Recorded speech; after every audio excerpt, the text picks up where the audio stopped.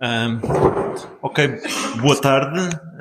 É um prazer estar aqui no Porto para trocarmos umas ideias sobre este assunto da economia política do antifascismo, que é isso que, enfim, que nos traz aqui. Já agora, uma breve, antes de entrar no tema propriamente dito, uma breve apresentação do livro, só muito sumária. Enfim, este livro tem um título principal, A Economia Política do Antifascismo, e depois um subtítulo e outros ensaios.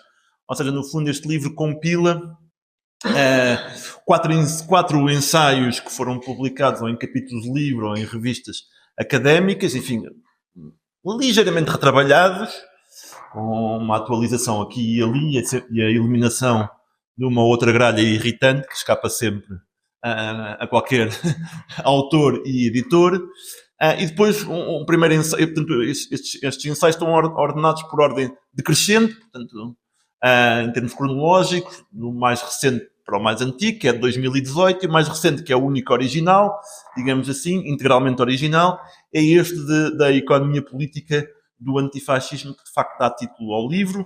Depois há um outro ensaio sobre o planeamento económico no capitalismo do pós-Segunda Guerra Mundial, digamos assim, tentar identificar o contexto intelectual e político que gerou as chamadas economias mistas do pós-Segunda Guerra Mundial. Um terceiro ensaio sobre melancolia e medo na economia política, a partir da obra do historiador marxista, o Eric Hobsbawm, que no fundo fixou esta ideia muito heterodoxa à época, de que o principal efeito de 1989-91, ou seja, do desaparecimento do campo socialista, teria sido uma profunda redistribuição do medo de cima para baixo na pirâmide social dos vários países. Ou seja, a burguesia, por um período histórico mais ou menos longo, tinha deixado de ter razões para ter medo.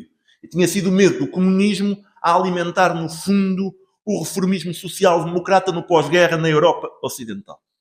Essa é a tese do Eric Hobsbawm e eu exploro essa tese, enfim, que é obviamente uma tese de alguém que escreve, como disse um historiador, o Enzo Traverso, com a pena aguçada pela derrota.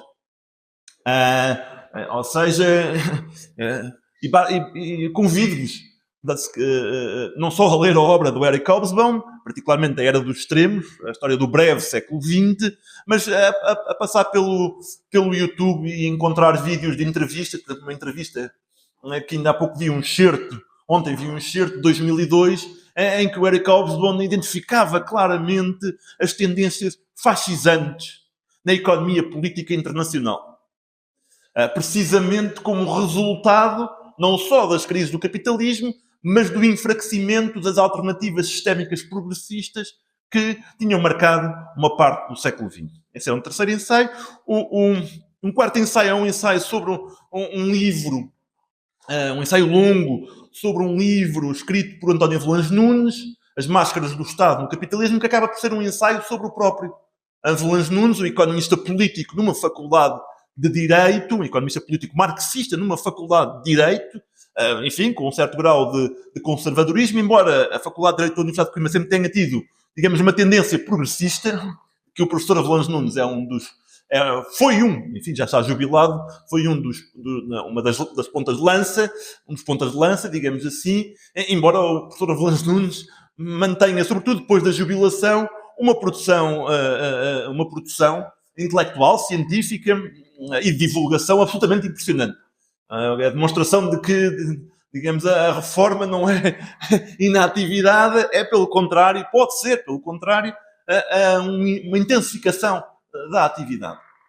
E finalmente o quinto ensaio, que ainda retoma temas da minha tese de doutoramento, é um ensaio sobre dois economistas políticos importantes na história do século XX, um economista político neoliberal, talvez o mais importante economista político neoliberal, o Friedrich Hayek, e um economista político, vamos dizer assim, socialista, chamado Karl Polanyi, que de alguma forma muito influencia todo o meu trabalho do ponto de vista do arcabouço conceptual e também da forma de ver a própria história do capitalismo. Pronto, estes são os 5 ensaios. E, portanto, estáis avisados.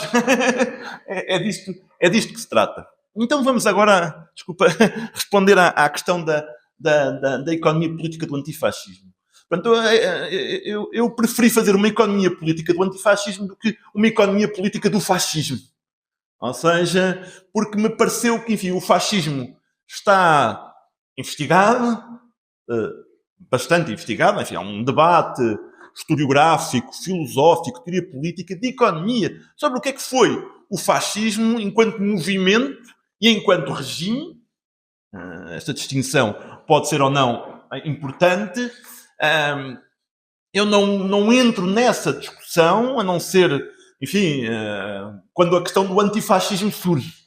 E eu começo, de alguma forma, a construir esta economia política do antifascismo indo à tradição marxista que, nos debates da teoria política crítica e da história crítica, tem sido relativamente negligenciada e, no entanto, é mais importante do ponto de vista intelectual e político, que é a tradição que começa com o Congresso da Internacional Comunista de 1935 e todo o conjunto de análises que ali são propostas pelos seus principais proponentes e, enfim, em particular por Dimitrov. E é com a definição dimitroviana de que, segundo a qual o fascismo, no fundo, é uma forma de autoritarismo político, uma ditadura particularmente violenta, ao serviço das frações mais reacionárias do ponto de vista político do capital financeiro, definição que, em Portugal, o Álvaro Cunhal transporta, atualiza e desenvolve a partir da análise da formação social portuguesa, culminando no relatório de 1964, que dá origem depois, no fundo, às teses do Congresso de 65 e ao famoso rumo à vitória, não é? As tarefas do partido na Revolução Democrática Nacional, onde o fascismo português é apresentado como a ditadura terrorista ao serviço dos grupos económicos, dos monopólios e dos latifundiários. Não é? É basicamente essa articulação, essa aliança social que está na base, no fundo, da análise marxista-leninista do fascismo. Ou seja, do ponto de vista metodológico, o fascismo é impensável se não se atentar nas seguintes considerações. Nos desenvolvimentos do capitalismo, na ideia de que no capitalismo há diferentes frações da burguesia, ou seja, que não há um decalque mecânico entre aquilo que o capitalismo é enquanto sistema económico e o comportamento político das diferentes frações da burguesia. Isto é um elemento que eu considero de extraordinária importância. Extraordinária importância, porque, no fundo, do ponto de vista intuitivo, para mim, não é? O que é que nós temos no capitalismo? Um esforço político concertado da burguesia para dividir as classes trabalhadoras, não é? E, no fundo, aqui inverte, do ponto de vista da análise e do ponto de vista do resultado político, esse esforço. Ou seja, é preciso, de facto, dividir a burguesia. Porque há diferentes frações da burguesia. As burguesias não são todas iguais, do ponto de vista político. Nem os regimes, no quadro mesmo do capitalismo, são todos iguais. E este ponto é extraordinariamente importante, até porque, digamos, o antifascismo é uma reflexão estrutural sobre a política, incluindo a política de alianças, forças sociais relativamente heterogéneas. Ou seja, o antifascismo é um esforço para pensar, a partir das formas de economia política, um sistema de alianças com um conjunto relativamente articulado de objetivos económicos, sociais e políticos, que obviamente têm uma dimensão conjuntural, são em parte função do inimigo, e se vocês quiserem uma definição negativa, o antifascismo tem um momento negativo, não é? É função do inimigo principal, mas também tem, é isso que eu procuro sublinhar um elemento positivo. Ou seja, é um corpo de reflexão, de proposta, que contém, historicamente, um elemento positivo. Ou seja, um conjunto de propostas de mudança na estrutura socioeconómica e política capazes de garantir uma aliança de interesses e de valores que variam, obviamente, de acordo com o contexto, mas que têm alguns elementos desde 35 relativamente constantes. E o argumento que eu aí desenvolvo é, no fundo, ver que há no antifascismo, a partir, digamos, de 45, um elemento positivo preponderante que se manifesta, por exemplo, naquilo que nós podemos designar por constitucionalismo antifascista. De que a Constituição italiana é um exemplo que, de resto, influencia, quase 30 anos mais tarde, a própria Constituição Portuguesa de 76, que Álvaro Cunhal define, e bem, como o documento que melhor exprime a natureza da Revolução Portuguesa enquanto Revolução Antifascista. Isso, aliás, cria nos historiadores liberais uma enorme dificuldade. O que eles chamam um puzzle. Como é que, de acordo com a narrativa que eles construíram, com a inventona que eles construíram, como é que, no PREC, onde de um lado estava um Partido Comunista Português totalitário, com um projeto de tomada do poder, e um conjunto de forças democráticas liberais, como é que, no meio desta clivagem, como eles assim a imaginam, projetando sobre um material histórico os seus preconceitos, depois a historiografia vai ver, e na realidade não é nada disso de que se tratou, mas aceitando este momento de imaginação, como é que, sendo isto a ocorrer, na Assembleia da República, 3 partidos, PPD, PS e PCP, a seguir ao 25 de novembro, momento fundacional dessa inventona, se aprova uma Constituição com as características que essa Constituição tem. Uma Constituição que é, de alguma forma, um ponto intelectualmente culminante do antifascismo. É a vantagem de chegar tarde. É que se pode, digamos, sintetizar e digerir o melhor que a história internacional, do ponto de vista da circulação de ideias, tinha legado. Inclui não só a dimensão de que, para garantir uma democracia substantiva, era preciso subordinar o poder económico ao poder político-democrático, e isso passava por uma profunda alteração nas relações de propriedade, de que as nacionalizações, conquistas irreversíveis das classes trabalhadoras, eram uma expressão, não a única, mas uma expressão, bem como um conjunto complexo de direitos sociais que são do mais avançado do ponto de vista constitucional que existe, e bem como uma Constituição com um recorte claramente anticolonialista, claramente anti-imperialista, ponto de chegada daquilo que nós podemos chamar também o terceiro mundismo. No ano em que a Revolução Portuguesa se deu, a Assembleia Geral das Nações Unidas, com a oposição dos Estados Unidos, aprovava um documento de extraordinária importância chamado a Nova Ordem Económica Internacional, que, entre outras medidas, advogava a possibilidade dos países terem acesso ao controle soberano dos seus recursos através da expropriação de multinacionais. O que, do ponto de vista da concepção de direito ali subjacente, é uma machadada no proprietarismo. Pronto. A Constituição Portuguesa vai no fundo, plasmar, se nós lermos o Programa da Revolução Democrática Nacional de 65 e a Constituição Portuguesa, isso está lá adicionado com outros elementos. Com um programa de Estado de Providência socializante, que de alguma forma a social-democracia, a melhor social-democracia europeia e a melhor democracia cristã europeia subscrevia, na altura, com aquilo que era uma economia mista, com uma orientação socialista, não é? Uma articulação entre propriedade pública, propriedade cooperativa e social e propriedade privada, com os direitos associados à propriedade privada a serem, de alguma forma, incrustados numa série de deveres, incluindo aqueles que correspondiam aos direitos laborais que a Constituição prescreve e define.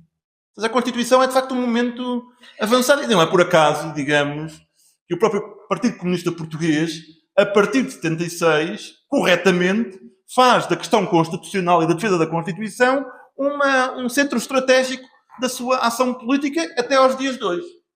E bem, e corretamente, porque mesmo com as sucessivas revisões constitucionais, o texto constitucional aponta um horizonte que é imensamente mais avançado do que qualquer programa eleitoral que nós possamos ter na conjuntura das próprias eleições. É claro que houve todo um trabalho, que eu também descrevo, de esvaziamento dos elementos mais avançados da Constituição, que tem a ver, obviamente, com o socavar das possibilidades concretas, reais, de uma economia mista, que é, no argumento que eu faço no livro, um baluarte de defesa contra o alastramento das tendências fascisantes.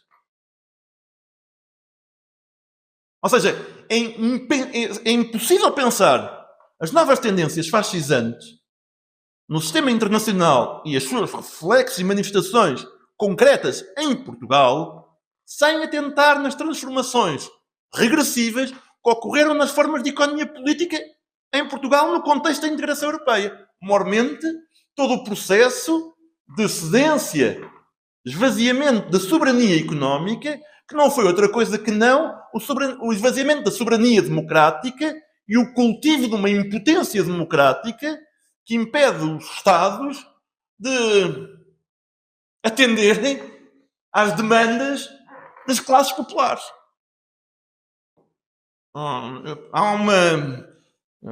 Sempre que acontece uma catástrofe,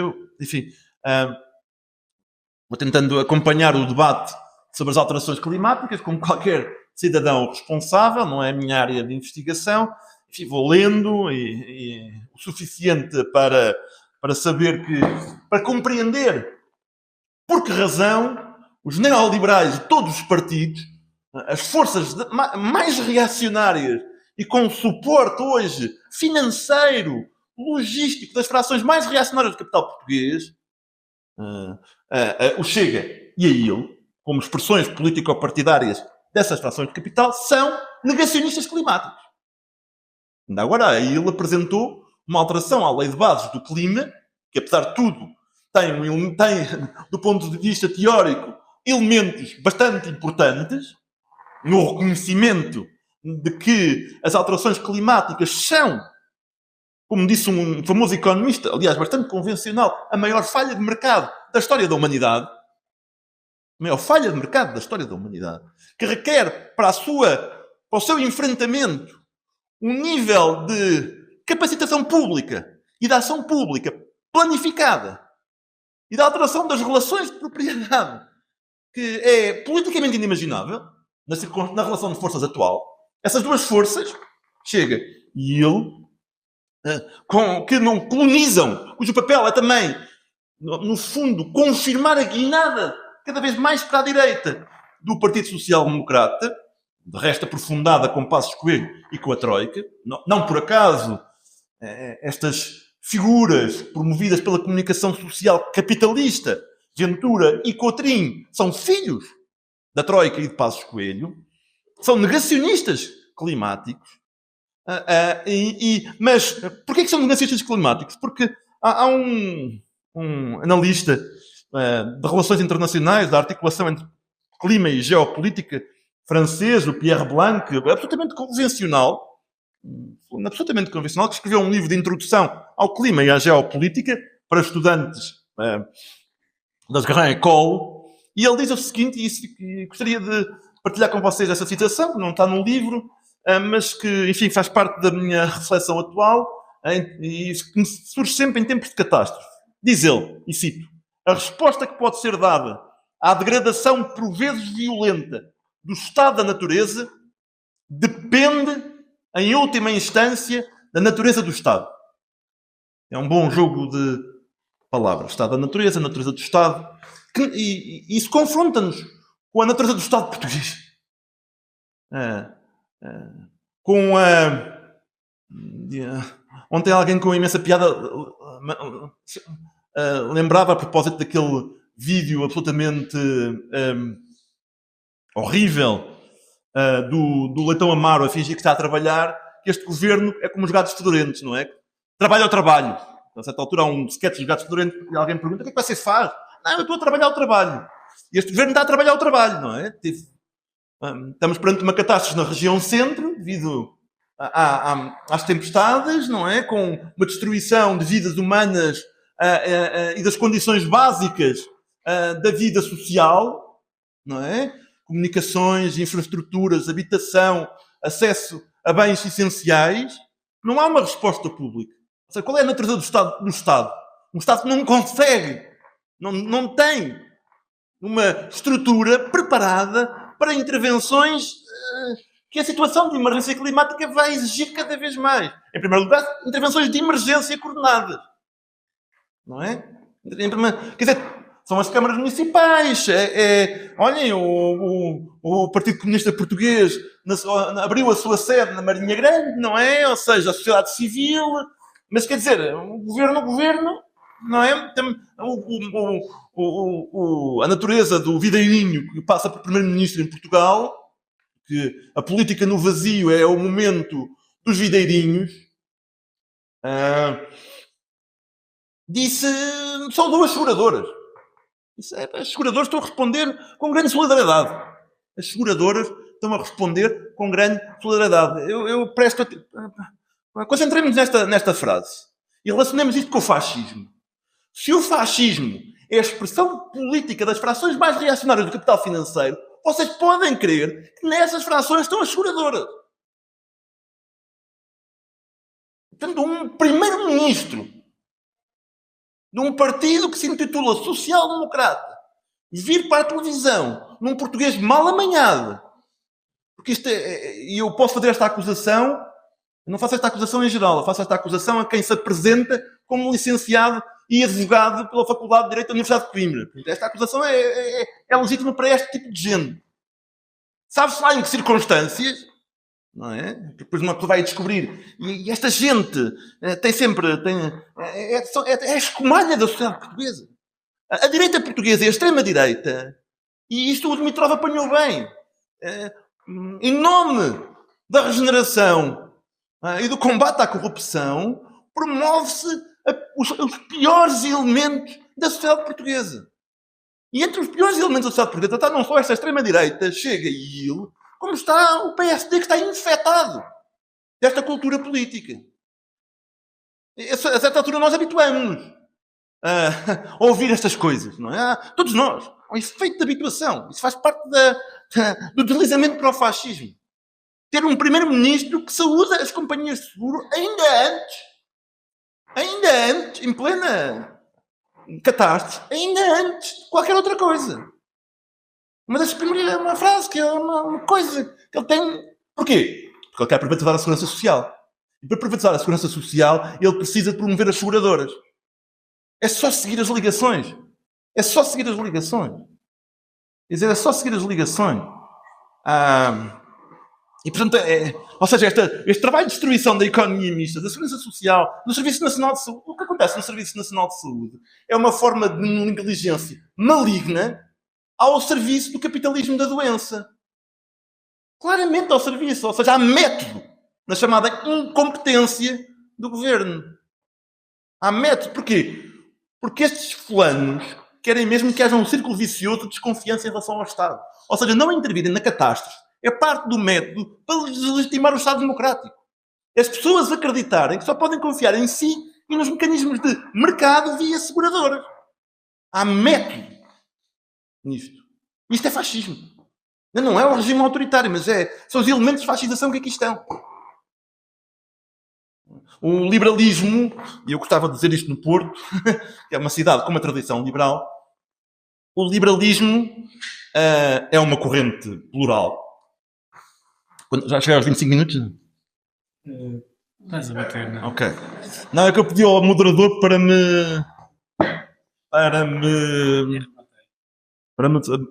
calar aos 25 minutos.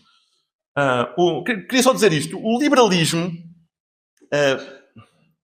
há uma tradição liberal como uma tradição católica, como uma tradição comunista, como uma tradição social-democrata que não se deu em tudo, certamente faz parte da lógica antifascista.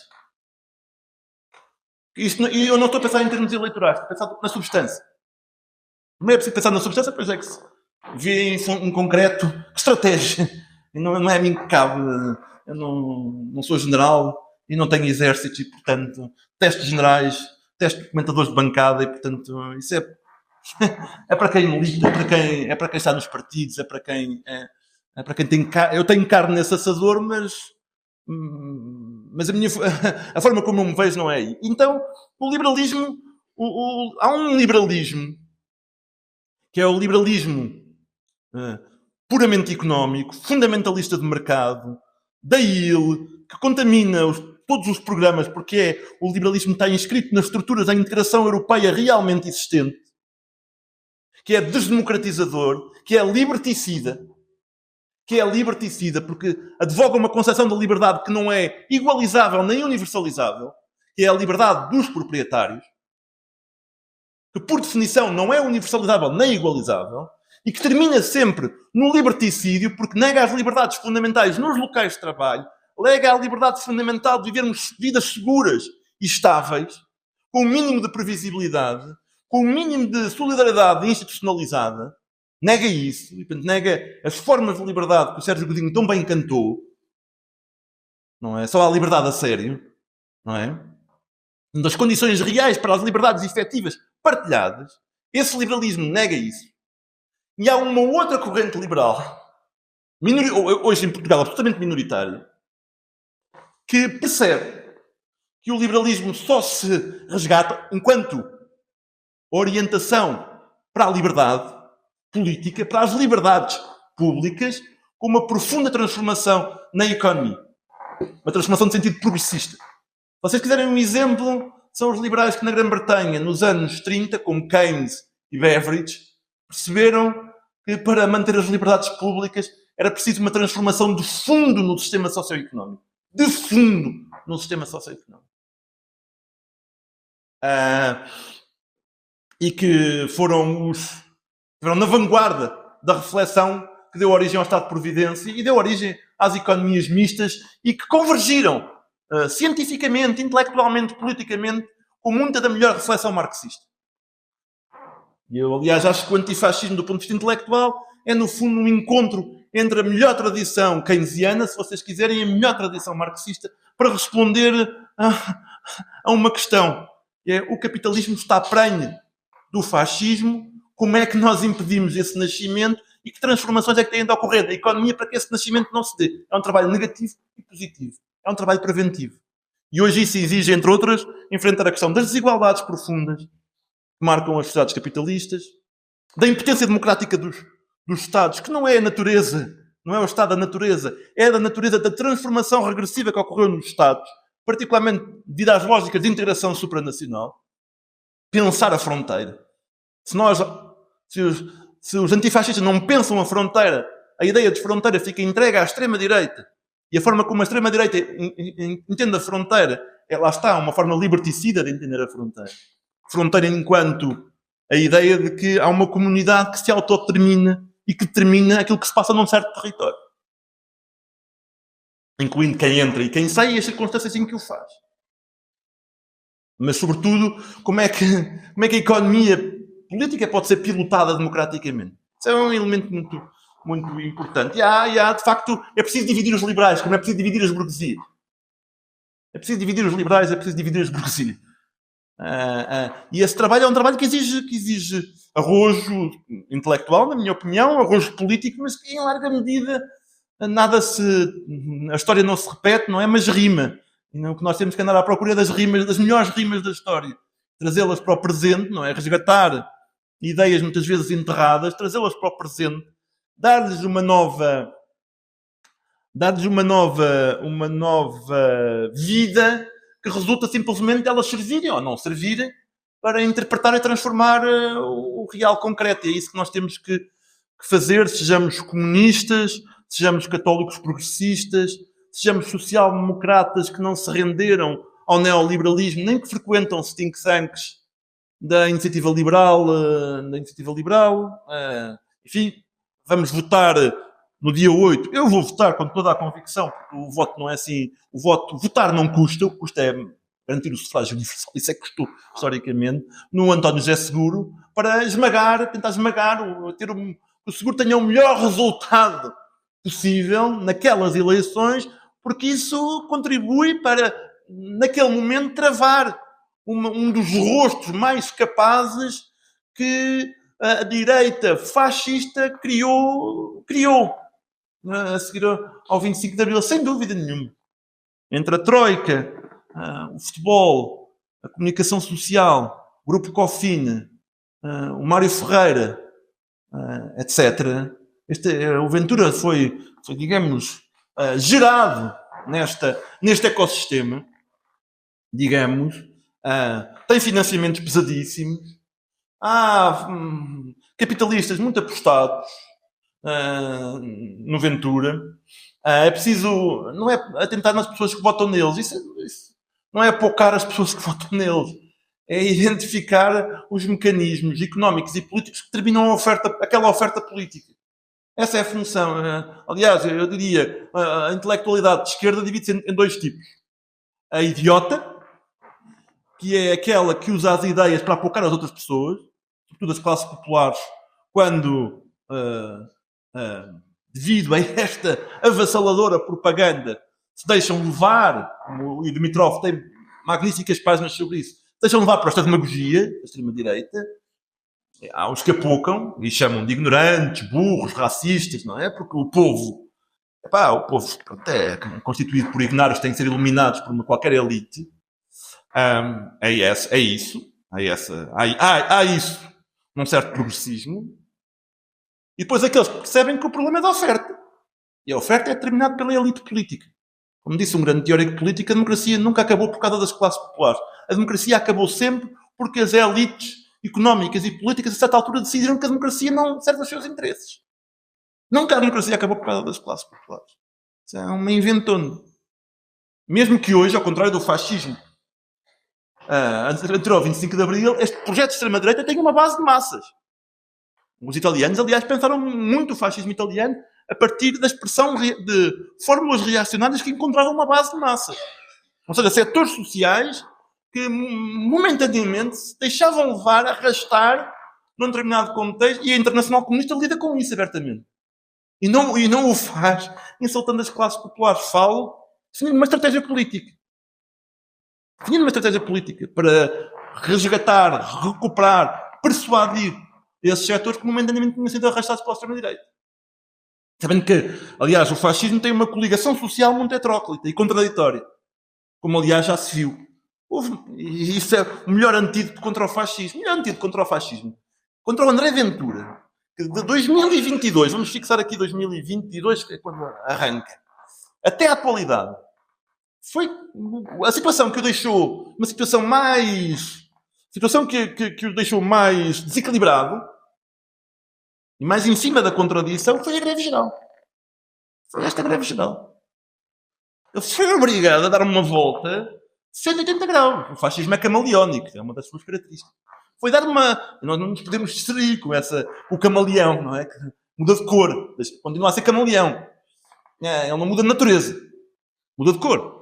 Então ele foi obrigado a dar uma volta de 180 graus sobre a greve geral e a questão do pacote laboral.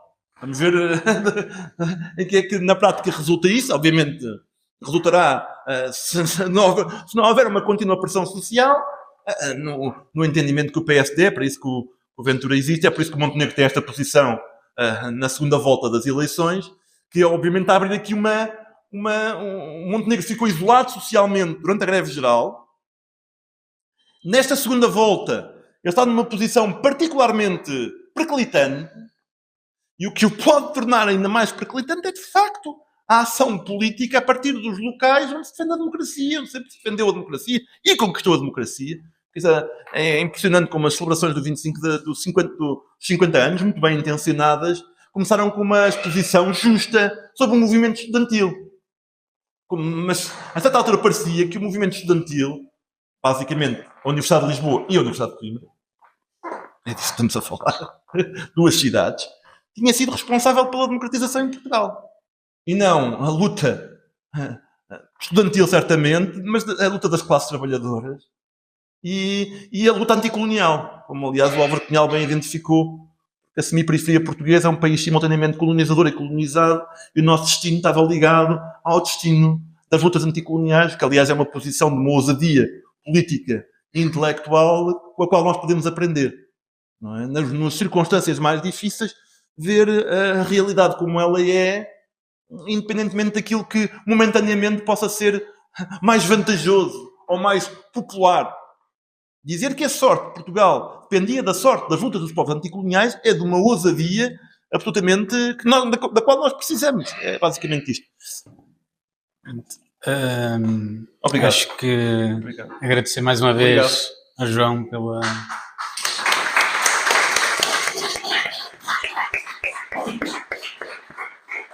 E obrigado a todos.